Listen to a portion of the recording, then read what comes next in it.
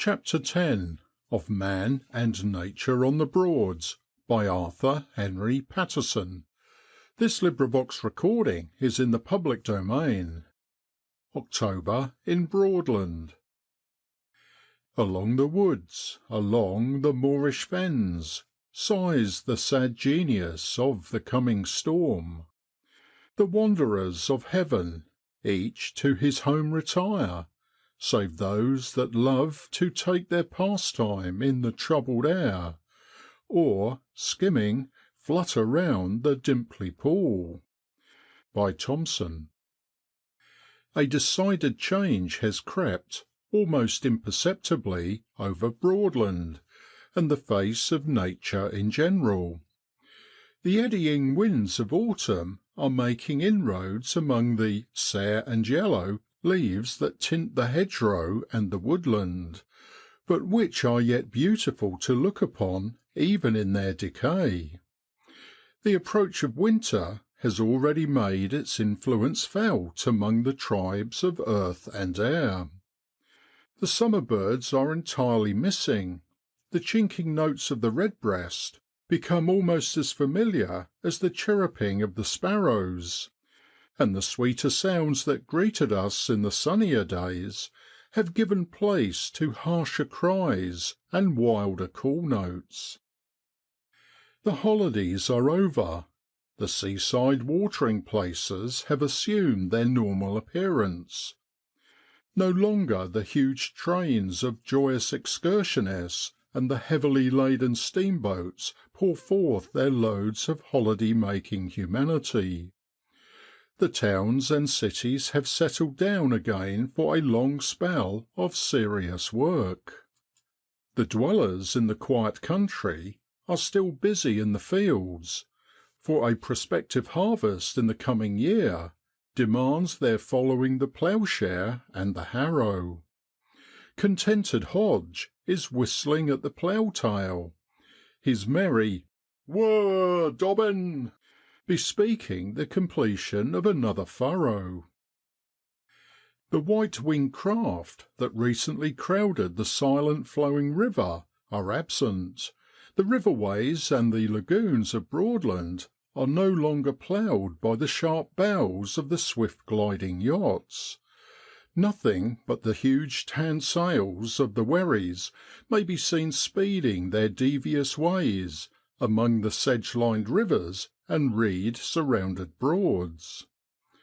On many a sloping shore the dismasted yachts may be found, there to remain until another springtime shall see them spick and span, ready to glide down again into their favourite element once more.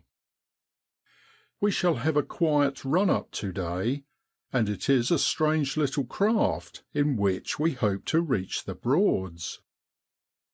"Though I say it myself," says Skipper Bessey, "there ain't her likes on the Broads and rivers for miles around, and there ain't another as is built for the self same purpose.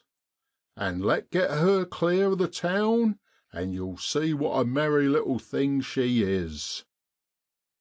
Our skipper is an eel merchant, and as such has been known to the fenmen far and near for the last 30 years. Hundreds of tons of eels have passed through his hands.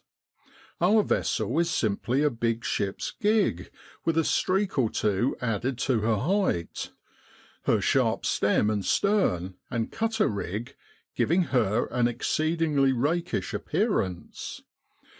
At the fall of the year, when eels are ' running,' and the eel catchers are busy with their eel sets, up and down she plies, going empty, returning full, sometimes with several hundredweights in her ' well.'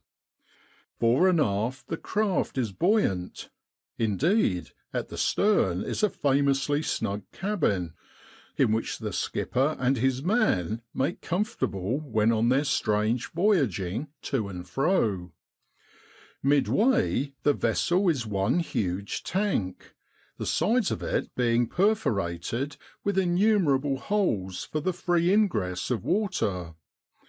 What a squirming mass of living things will be there below decks on her return. It is blowing stiffly as we reach the open marshland. We have a flowing tide and a famous south easter, which strengthens into half a gale ere we have been many miles on our voyage.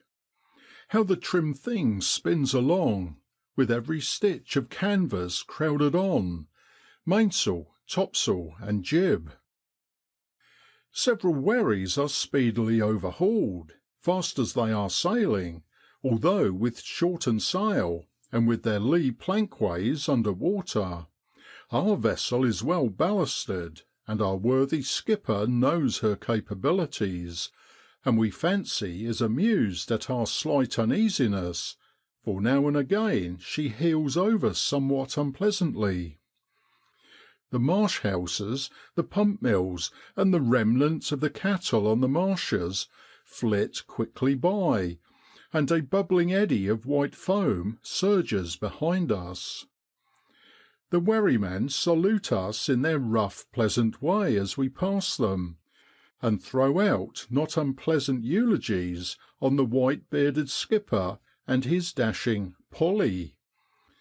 But the wind shows signs of strengthening, and it is thought best to strike the topsail, yet we tear along with undiminished speed. ' You was axin', sir,' Bessey resumes with his hand upon the tiller, ' about them eel sets.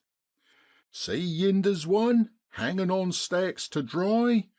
It's old Billy Nichols's. There's old Billy hisself in the stern sheets of his house boat a washin' hisself.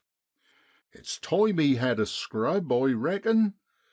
But lor, 'bor, you can't tell mud from sun tan on them old fellers, they get so coloured up by strong air and sunshine that mud and clothes and men seem all of a piece. Mornin', Billy.' ' Mornin', Bessey,' returns the old man of the muds. ' Give us a call on your way back.' ' All right,' replies our skipper, and keeps on. ' We was talkin' of eel sets, sir. You know as well as I do that in the fall of the year myriads of eels return to the sea, from whence they came in springtime as tiny elvers, no bigger 'an darnin' needles. Some big naturalists tell us as how these older ones doan't return. I beg to differ, for what's them as we ketch in springtime a workin' up the rivers? Anyway, in September and October they take a fit for a sea trip, and your Broadman knows it, and 'tis to his advantage to stop 'em. So he just does his best to do it. What with babbin' and pickin', much is done. But for whackin' hauls there's nothin' to beat the sets. In the day our eel man does his snoozin'. At night he keeps his wits about him. His eel set, stretched across the river, must be watched, or Parson Craft would spoil his little game. As you saw by that eel set as was dryin', it ain't much unlike a trawl net. Like a wall of network, the forepart's placed athwart the stream, corks keepin' the top afloat, lead sinkers keepin' all smart below. What about the wherries cuttin' it? Well, it's like this. There's 2 or 3 lines fastened to the top line. These run through blocks fixed to stakes in the river bottom. It ain't a warm job always to keep watch at night, you think, but ain't your eel bloke as tough as most folk? And ain't his kettle of hot tea allers on the hob? If a wherryman looms up, he sings out to other, who slacks the rope, pulls the lines, and down goes the top line, and there you are. Wherrymen know where they're set as well as the eel blokes do, and 'tain't often as damage is done. 3 or 4 openin's in this wall of net hev long 18 or 20-foot purse nets attached, which, as you saw, are kept open by means of hoops fastened to 'em. These pods, as they term 'em, are laid and staked down stream, their positions being marked by floats. Funnel shaped fixin's inside, of course, make it awkward for the eels to git out agin. Return tickets aren't issued, 'bor, you may lay your hand to your heart on that. Sometimes they do well, sometimes badly. Dirty weather and a wanin' moon suits the business best. But come down, sir, afore you leave us. Breakfast's ready, and doan't that kettle of tea smell jest refreshin' and delicious?' We leave the eel merchant getting ready to resume his up river voyage, for we have been moored to a staith while breakfast was being discussed, and much fish and folk lore with it. We wish we could have invited the reader down into that snug warm cabin, and surely he would have relished the humble meal of brown bread and cheese, and enjoyed it none the less for the novelty of the situation and an increased appetite, nor have hesitated to wash it down with a basin of steaming milkless tea. We make our way along the river bank towards the little brick bridge which spans the stream. Our eelman has 'shot' it, and with upraised mast and sails has again caught the breeze. How the wind sways the quivering reeds to and fro! Now bending low as it strikes them, they lower their woolly head tufts, as if some giant reaper had drawn his scythe through their slender stems; but a moment after they have lifted again, to be swayed in another direction. Like the troubled waves of the wild North Sea, they are incessantly in motion. Their dry leaves rustle like the sound of shingle thrown up by the curling sea waves. A heron rises with startled scream from a ditch side, and lets fall an eel as he mounts upon his great grey wings and takes to flight. A moorhen runs in a skulking manner upon the broken sedges that line the ditch margin, jerking its funny white tail feathers, and then vanishes in a clump of rushes. Nature has assumed a somewhat desolate appearance. A pavement of decaying leaves marks where the water lilies spread their summertime beauties. The iris and many another characteristic broad plant are flowerless, and leaf and stem have become yellow and shrivelled. The Broadland botanist has all but discontinued his rambles, but has plenty to do in the long evenings in arranging specimens he has already collected. The alders and willows shake their decaying foliage in the blast, and many a leaf falls into the debris that has been blown in a tangled mass beneath their overhanging branches. The swans, with their still grey cygnets, pay scant heed to the fury of the elements. A flock of wild ducks pass overhead, and yonder long-billed birds, dashing by sideways to the wind, must be curlews, their weird mellow call notes unmistakably proving our conjecture to be correct. A puff of smoke from a bunch of reeds on the rond by the river is followed by the fall of one of their number. The report is from none other than Jim Trett's fowling piece. Her 'bark,' as the fenman describes it, is unmistakable, and out from his lair the old man stalks and retrieves his fallen game. We would not disturb him, but the good fellow, seeing us, beckons us towards him. ' That's a dinner for the old woman to morrow,' he informs us after a shake of his horny fist and the usual salutation. ' Some folks be too partic'lar, 'bor, and tell yer curlew ain't grand eatin', but they doan't know. Ye see, it's jist because they've eaten 'em when they weren't in their prime. D'ye see? This'll do, 'bor, for it's a young 'un, and jist off the northern moors where 'twere bred and born. Its grub was lobworms, and insects, and other bog livin' critters. I've heerd my old dad say as how a curlew, be she white or be she black, she carries twelvepence on her back. Not as it's worth a bob to me, 'bor. Anyway, it ain't spiled its flavour yit, as it would soon ha' done down at the sea coast on a salt water diet. Lay yell down, look kedgey (lively), and mind that polk hole (mud puddle). A loud report follows the old man's sight, down the long bright barrel which he has been loading during his eulogy on the curlew.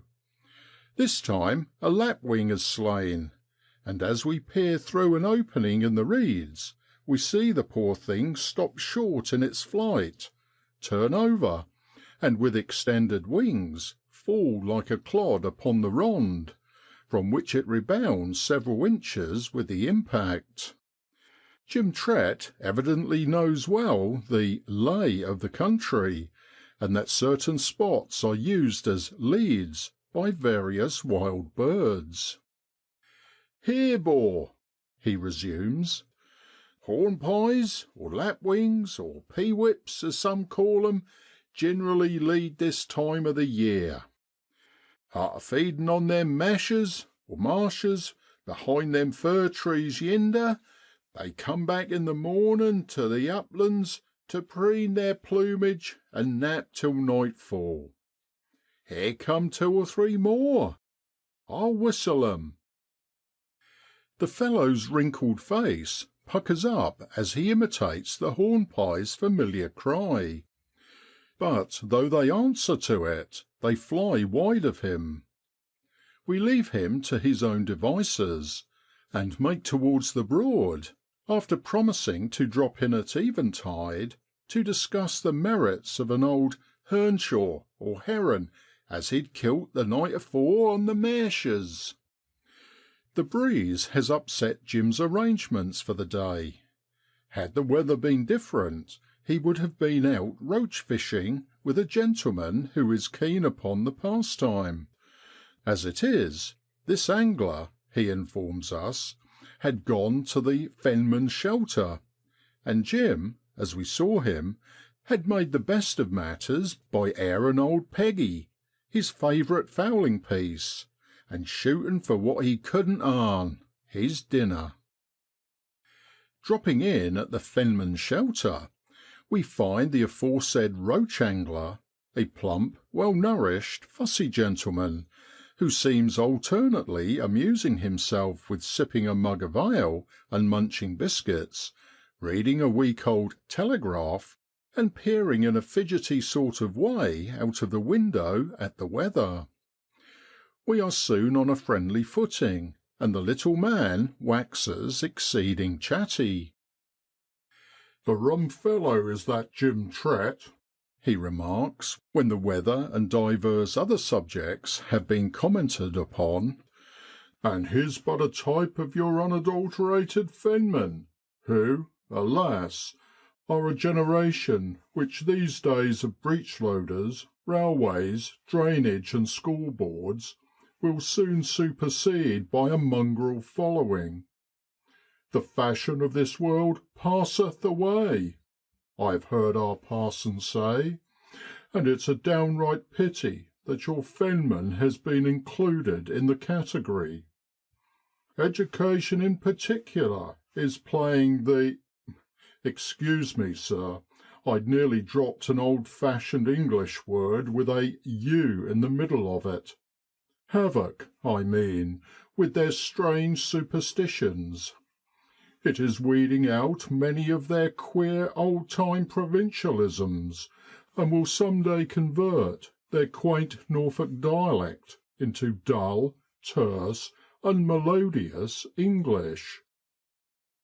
In Marshall's Rural Economy of Norfolk, written over 100 years ago, he tells us that there is an alertness in the servants and labourers of Norfolk, which I have not observed in any other district. Then he says a lot more, and in contrasting them with their Kentish duplicates, makes regular models of them as to manners, gait, and air. He might have been a Norfolk man himself. Now, I don't go so far as that if I am to compare your Norfolkese of then with their descendants of to day. I'll grant you, it will be difficult to find others to beat them at honesty, sobriety, and workishness. Times have altogether altered too, since then. 100 years ago Hodge was a boarder with his master. He was bred and born on the farm, worked there all his days, and died there, and perhaps was happier on his £5.10 per annum and his board and lodging than he is to day. Perhaps not, for he's certainly freer to day. He has his franchise, and can please himself in his choice of masters. But then, increased pay doesn't go for everything. For if he gets 13 shillings a week, there has been a corresponding rise in what he has to spend. Times have gone against him, and machinery and foreign competition have seriously handicapped him. Many a fine young fellow's had to budge and emigrate, go to sea, or find a billet in the overcrowded towns. Those who follow the sea, and alternate it with work ashore, seem to do fairly well, but a fisherman's calling is an uncertain affair. Many of the young strapping fellows are now following the North Sea herring fishery. Here, landlord, bring us some eggs and bacon, and a jug of coffee. So orders our talkative friend. While we're discussing these matters, we'll improve the time, and ere afternoon has arrived, the wind may have dropped a bit. Just look at that troop of larks flying over. They're Norwegians, immigrating to our less inhospitable climate for the winter. Several flocks follow in rapid succession. A number of wild geese are discerned high aloft, and on a hawthorn hedge across the pyttle, or small field, a number of fieldfares are seen busily plucking the ripening berries, and the note of the redwing is heard. As to superstitions, there's a lot of queer notions still afloat. Thank you, landlord. Now then, sir, help yourself. You can't get fen folk to do business on a Friday. Those who follow the sea won't cross the bar either on that day, if they can help it. And as to walking under a ladder, why, that's equally unlucky. Primroses and poppies carried into a house are both bearers of bad luck, and for a cuckoo to fly over it, well, they'd as lief see the father of lies do it. Don't meet a cross-eyed party when you go to market. Better stop at home. See 3 cuckoos on a walk, and you'll have a death in the house ere long. Someone is sure to die if a peacock's feathers are brought into the house. The hoot of an owl is more than uncanny. A red bee flying in at the door or window portends the arrival of a gentleman. A white bee signifies a lady. I could tell you a lot more.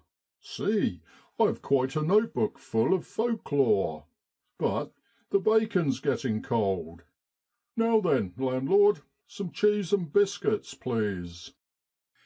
Believe me, faith in witchcraft hasn't yet died out, and the evil eye without a doubt, blinks at times. Did you see the landlord spit on the floor just now? He no more wanted to than I do. That white horse driven by the house was the innocent cause of it. It was lucky to expectorate. Our landlord is known as Loper Gray. Ask in the village for Nathaniel, and few will know him as such. Lope is Norfolk for stride. His long legs have earned him his cognomen. Nicknames are all the go in Broadland. Some peculiar or curious personal characteristic, or even some exploit, irretrievably christens a fellow. Pretty Mouth Hewitt, Boxer Brown, Grumpy Johnson, Cadger Reed, and a host of others might be cited. If you want to find a village notoriety, make sure of his nickname rather than his family one, for it may be he's known only by the former. As to dress, there's as much canvas and fustian about the Broadman as will cover him, and a broad-brimmed felt hat, worn a la Mephistopheles, completes his rig out, barring his boots, and boots they are, something like small cradles for size and pattern, and as inartistic as an ironing box. But the wind's gone down a bit. What say you to a row across the Broad? The wind has so far spent itself. Jim Trett said he thought it would ease when the tide ceased flowing, that we can with safety venture out. A few strokes and we turn a bend in the river, then up a reed fringed lane of water, and we are on the open Broad. The surface is still agitated, though it matters not much to the grebes yonder, diving and disporting in the cool waters. They find it quiet below, and the small roach crowding into the deep holes in the more sheltered bight fall an easy prey to the sharp-billed creatures. We row along under the lee of a reed bed, in which the clicking of the coots makes strange music. A parcel of reed pheasants, or bearded tits, fly off from some woolly reed tufts, and still more larks pass overhead. The froth churned by the wind from the troubled waters drifts in amongst the floating leaves that are entangled among the reed stems. A turn in the clump brings us into the teeth of the wind, and veritable white horsemen splash over the boat's bows and wet our belongings. We soon tire of this, and make for a rond that is made gay by the blue flowers of the Michaelmas daisy, and fastening the boat, pick our way across the squashy bog, disturbing 2 or 3 snipe as we follow a foot track that winds its sinuous way across to a higher level. This circuitous swampy footpath has been worn by Jim Trett's highlows, and trends towards the good man's domicile. It must not be thought that we have kept silence, for our friend is irrepressible. "Now for a rare treat in the way of food for mind and body," says he, "for you'll get both at the fenman's cottage." The wind has lulled considerably now, and streaks of blue intersect the hitherto dull monotony of cloudland. The rain has held off wonderfully. Nothing more than the merest sprinkling has fallen. We sit down a while to muse and gossip, our friend still unreeling his inexhaustible store of Broadland folklore. It is early when we enter the fenman's cottage. The old lady gives us a hearty welcome. Mr. Talkative nudges us and whispers that the old gal is an original. "Why, Mr. Thingamy, I ain't seed ye for never, I ain't. How's all your family?" queries she, as she clasps her fat freckled hand in her own wrinkled biceps. ' Sit ye down a bit, tea's jest ready, and Jim'll be in airly tu day, 'specially as he knows yer come. Why, here he come, and what's the old fule a golderin' laughin' like that for ? Why, Jim, it du fair seem funny for yow tu hein lift yer eyebrows like a big grinnin' mawther (girl).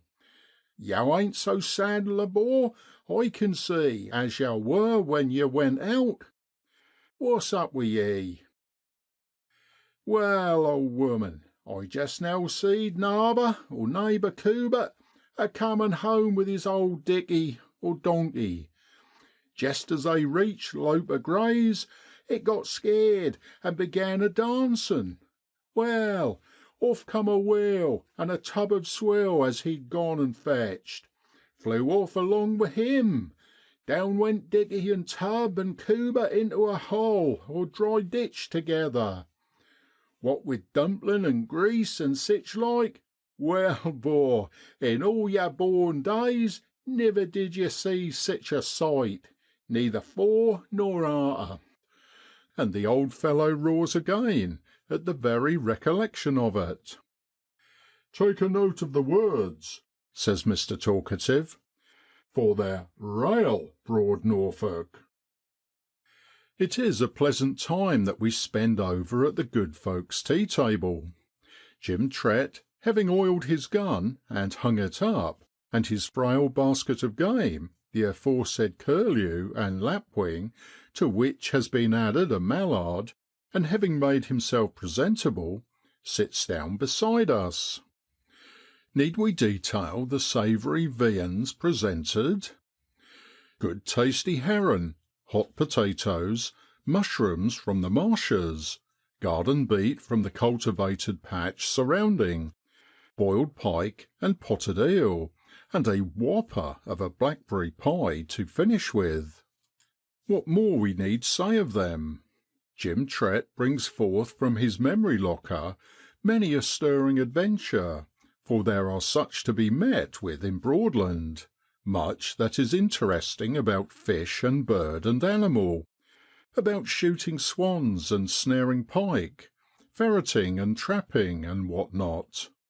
Several pages in the Folklore Diary are scribbled full as the good man plies his yarn, whilst the old lady keeps dropping her knitting upon her lap to listen, for long after our appetites are satisfied does the chat continue. Behold us just in time at the Broadland station, but for Narber Cubitt's Dicky we might have missed our train. The wheel had been replaced, the vagrant litchpin readjusted, and both Cubitt and the trap had undergone a sousing, and couldn't that little Dicky spin along? Next day's flood tide finds us leaving our houseboat at the entrance of far famed Breydon. Our craft is a characteristic Norfolk punt, our business the slaughtering of the innocents, but not so much that, perhaps, as observation. October ushers in the great migratorial movement of the birds. All our summer birds have reached warmer lands by the second week of it. Their places have been filled by the hardier races from the more hostile north. Snowbuntings, twites, larks, waxwings, and a host of other land birds, most as common and many rarer, usurp our woodlands, meadows, and wastelands where the cuckoo, wheatear, chiffchaff, and others dwelt in summer time. Our mudflats and sandy seashores resound with the varied cries of wading birds, and the estuary waters are lively with the wildfowl that float upon them. We cannot enter into this interesting subject, for a volume alone would cover it. The flats will soon be covered. Great grey gulls and immature, of the black-headed species, with a sprinkling of others, winnow their way to and fro, snatching up fragments of fish and grease floating on the surface of the brown waters. Yonder stalks a grey heron. Small flounders and juvenile shore crabs suit him just as well as the frogs and roach of fresher waters. Much might be said of the gradual change which has been creeping over Breydon during half a century. In the early part of it, a number of men gained a fairly remunerative living by shooting the teal and widgeon and pochards that used to crowd here. Many a rare bird too, like the spoonbill, avocet, black-tailed godwit, and others, fell to their guns.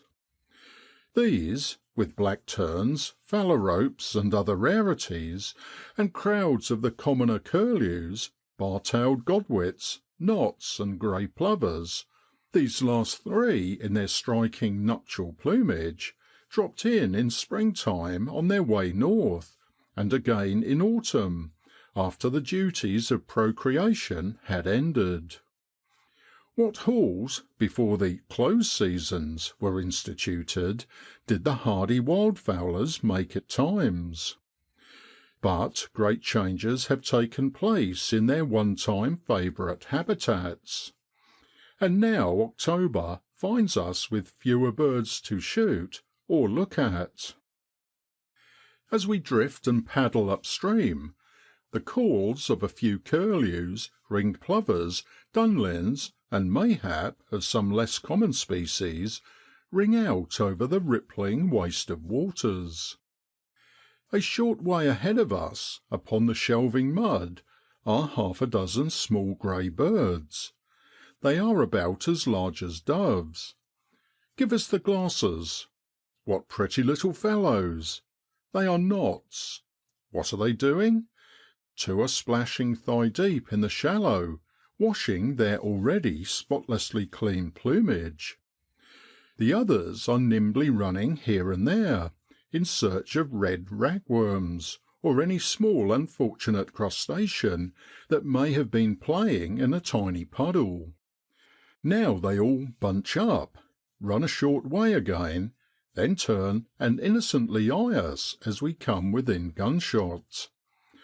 A strange weeting cry of alarm escapes one, but, as if still willing to trust us, they remain motionless. Shall we fire now? No, let the poor things go. Why should we harm them? We remain looking down the barrel of our redoubtable old 8-bore. We do not hesitate long. A mallard comes whizzing past, but we draw bead upon him, and his fall headlong into the water follows the report. We can eat him. Such are the tender mercies of the wildfowler. End of chapter 10.